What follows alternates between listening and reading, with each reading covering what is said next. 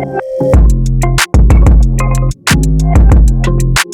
what's up, everyone? This is Ron Boss Everline here with Kim Nixon on Meet the Athlete. One of the reasons why we brought Meet the Athlete is in my, time as a trainer, an ex, former athlete that was trying to make it. I've been very fortunate, but also unfortunate in my journey to, show people myself outside of the business of sport and training, right? And so I've been very fortunate to invest in companies and sit on advisory boards, but most people don't understand that. Most people don't see that. Most people aren't able to see beyond the athlete, the things that they're doing off the court.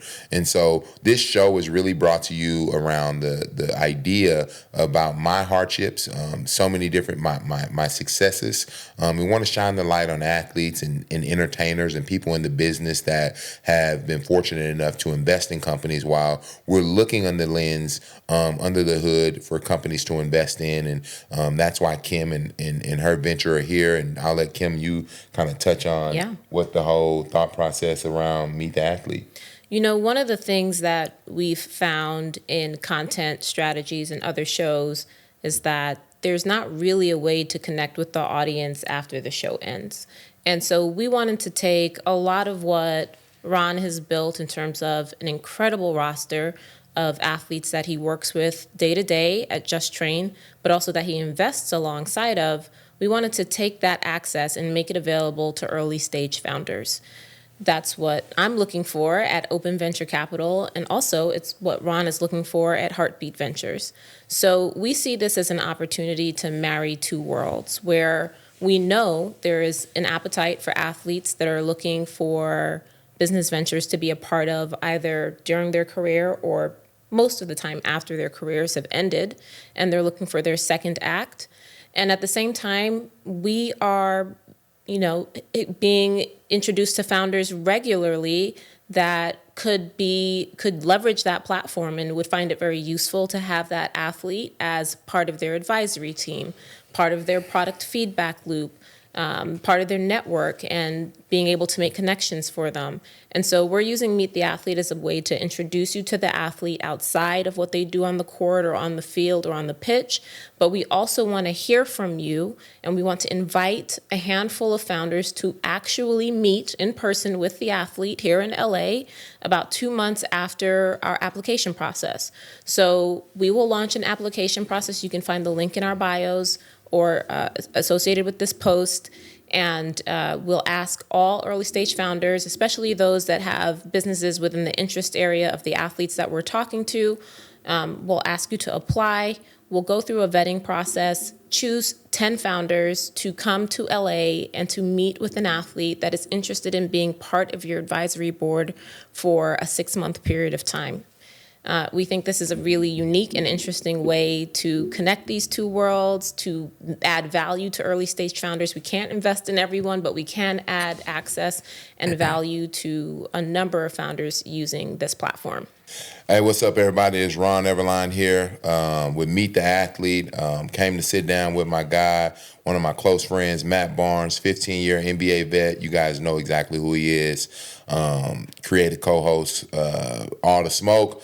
But most of all, man, a man of honor and somebody that I truly respect. We linked up about, 7-8 years ago now, long time, maybe even longer, I think. And, after you start slowing down in the NBA career, I was fortunate enough to be able to train you. But I think one of the dope parts about the relationship that I love the most is how you always carry yourself, and a lot of things you told me early on about the way you built relationships. So I want to dive into that, is meeting you outside of basketball, getting people to understand your business acumen, what you've been able to accomplish off the court. I'm excited to share that. I'm also here with Kim, and she's going to be co-host and asking a lot of questions. She has a venture fund helping us build out exactly what we're here to do today, is Meet the Athlete. I think Meet the Athlete, athletes have so much impact in the space, but people tend to only put athletes in a box and see you as one individual, though there's a lot of influence that comes with who you are and what you've been able to build, people don't understand that you put your money where your mouth is and you go out there and build that. And I think a lot of the young athletes don't truly understand the capacity in which that platform can take them to the next place. And so, I'm excited to have you on. This is the first episode of Meet the Athlete. Man. This is dope. Yeah. Congratulations. And I wouldn't want to do it with anybody else, bro. I appreciate First person that I felt like, some of the things that, like I said, kicking this off, like when we first started training, one of the things I feel like training is my entry point to business, right? To have these conversations. Yep. But one of the things that you said to me early on was when you were playing the game of basketball, you were shaking hands. Yeah. And it was a lot of the guys that were more popular than you, weren't doing those things, and though you had this bravado and energy about you, you were still going to shake the hands. Yeah. What was that about you that you felt was so different? Well, I just think that I was kind of, from my run, I was the NBA bad boy.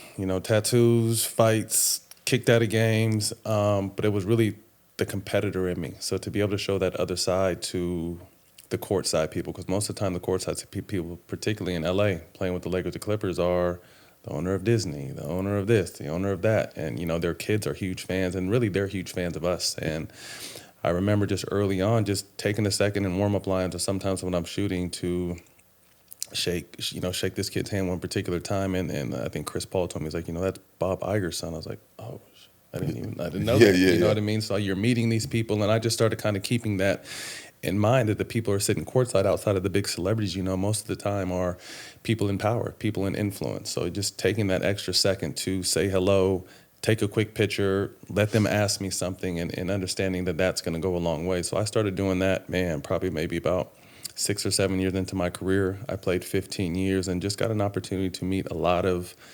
important, interesting people that I wouldn't have ordinarily got a chance to meet, and then understanding the impact of how all the doors are open while you're on the court. Yeah. Luckily, the doors have stayed open for me past, post-career, but for most guys, sometimes when when the lights are off, the doors kind of shut. Yeah. So I was able to keep those doors open and really kind of pleasantly surprise people with just my approach, the way I looked at things, my business mind, and, my fatherhood, and just a lot of other things that people may have a misconception of because they, again, may get a snapshot on me of ESPN cussing the ref out and get kicked out the game. Yeah. Was there a defining thing when you started to look at your career, because you played a very long time, significant amount of years to really, secure your life? What was it about you that really started to see yourself as a business outside of just a basketball player? Well, I made good money, but I didn't make the crazy money that guys were making. So I knew post-career that I would still have to work, and I wanted to be able to do stuff that I enjoyed. So I retired at 37. At about 30, I started thinking about, like, what's next? Like, I played 8 years. The average NBA career is 3 years. So I'm already playing on borrowed time, knowing that I still feel good and injury can happen any day. So what are some things that I wanted to kind of get involved in that I know would take time? And I think one mistake, boss, that I think athletes make, and particularly athletes make, that they think when they invest, the shit's going to turn around instantly. And I started investing in my early 30s, and it didn't start turning around for maybe 4, 5, 6 years, and some of them didn't even turn, what I mean? So I had some investments that, that went south, and I think that happens a lot of times with athletes too, just kind of vetting a project, and even though it may look good, it still may go south. So again, I just started kind of investing in a wide variety of things. Flower shop, Old Vine Flower Shop, that I invested in maybe 6, 7 years ago, and now we're arguably the biggest black flower shop in Southern California. We got Oprah, Jay-Z, Beyonce, Netflix, all the big hotels, and that was just a random, went to UCLA with a girl named Itika. A good friend of mine brought the idea back, like, hey, she's starting a flower shop. I'm like, flower? That's weird, but it would be dope to have flowers whenever I need them. So let me, and I backed that project, and that actually ended up turning into a fragrance as well, that we started doing a fragrance now, that we're selling a fragrance along with the flower shop. So that's going well. Fresh pressed juice. Obviously being an athlete, you want to somewhat stay healthy. And that was an opportunity from a friend of mine in Sacramento, real smart business dude that's buying up the city, pitched me an idea, and a UFC fighter that we're both from Sacramento, like, hey guys, I'm doing this. My vision is to turn Starbucks into like a juice version of Starbucks. Yeah. So, place where people can come and study, hang out, eat healthy, and kind of catch a vibe. So we did that. Hue for every man.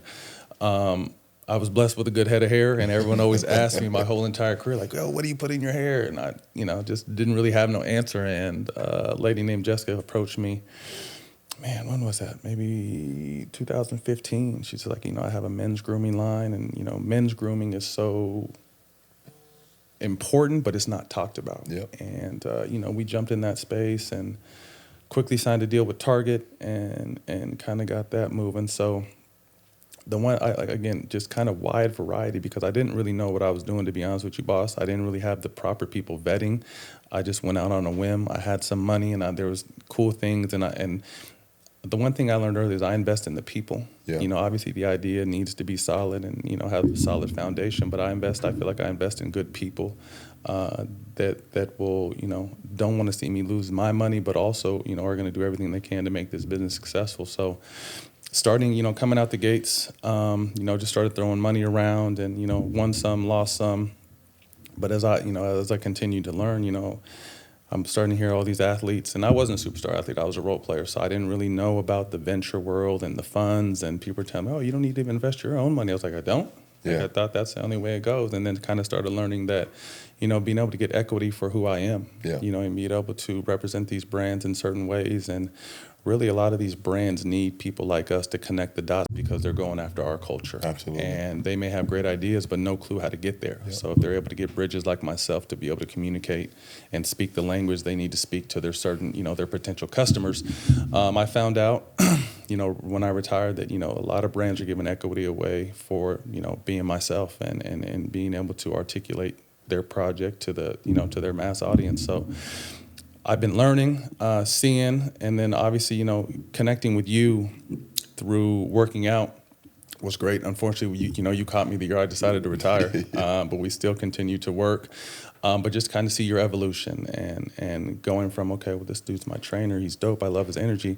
Oh shit, look at all this business stuff he's starting to do. So kind of peeping your game and what you guys got going on, and then you guys started your fund, and now I'm kind of picking your brain. Now I'm bringing you ideas, because I don't really have a home fund. Yeah. You know what I mean? I have some friends that have funds, so I'll pitch ideas here and there, and being able to hopefully land myself in in a fund with some people that that trust me, that I trust, and then we can hopefully make some money together. Yeah, I love that. I think as you were talking, it made me think about so much, right? And you've been fortunate enough to be around Kobe, right? Mm-hmm. Which is my guy. Your guy. But you were right there with him every day. A lot of times when he was investing, you hear about some of the deals that he made significant amount of money on. God rest his soul. But like, were you able to see some of those patterns on the day-to-day of him taking that step, and did that play any role into how you started to just subconsciously think about investing capital? Well, I remember, unfortunately, we did his last interview. It was supposed to be a 2-part interview. We went out to Orange County. He didn't have a ton of time, so we did 45 minutes, and we were supposed to come back,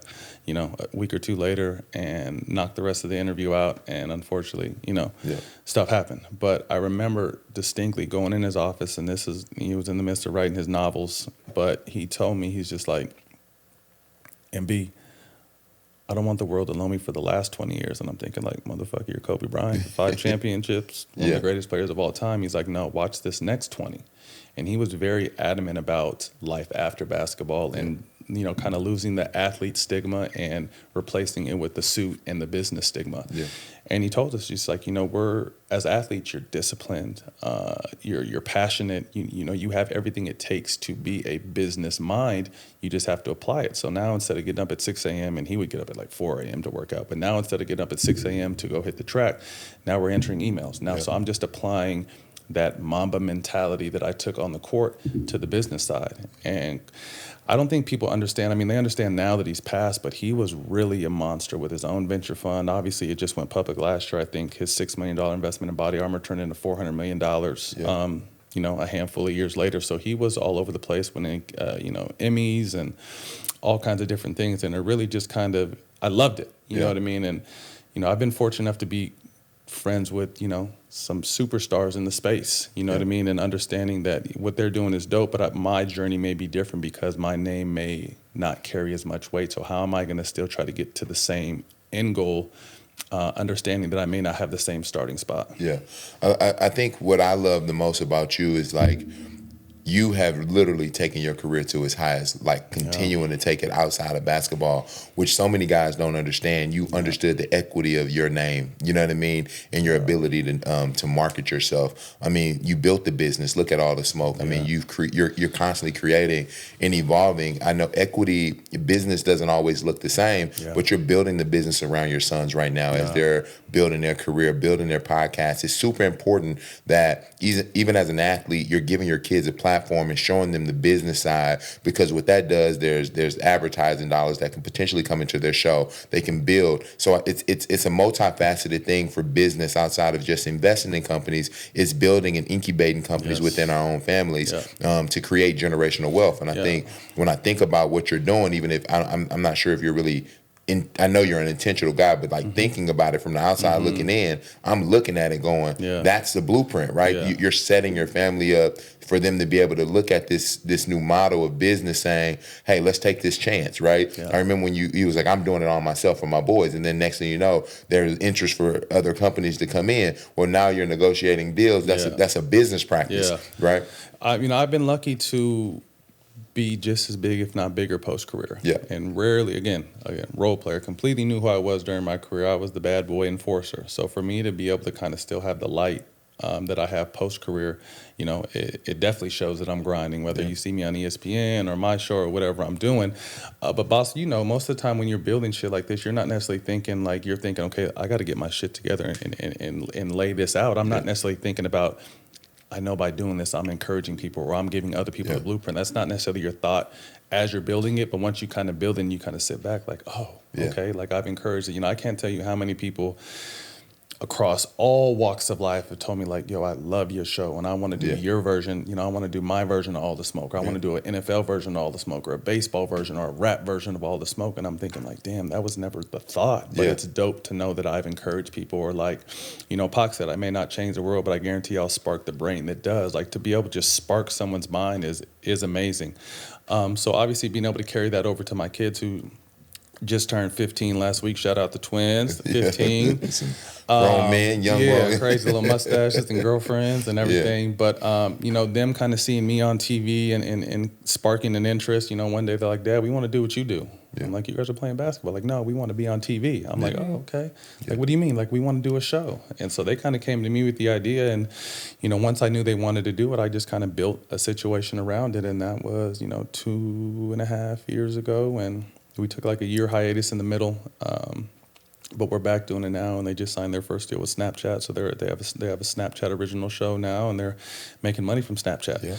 And now they're freshmen, so these NIL deals are going to start coming down the pipeline. So again, kind of building an ecosystem for them to be able to do what they want. Obviously I want them to follow their dreams, and I hope they're lottery picks and make a shitload of money so I don't have to do nothing and they can take care of me. But in case they don't, I want to prepare them for the real world. I want to be able to give them game, not only on the court, but off the court, and understanding how to work all these cameras and how to be in front, just kind of be multifaceted and just understand the business, because content is not going anywhere. Content rules the world, and if you're able to put good content out there, you can always monetize that on several different fronts and making good money off it. A lot of times people look at athletes in the sports and forget that it's a team.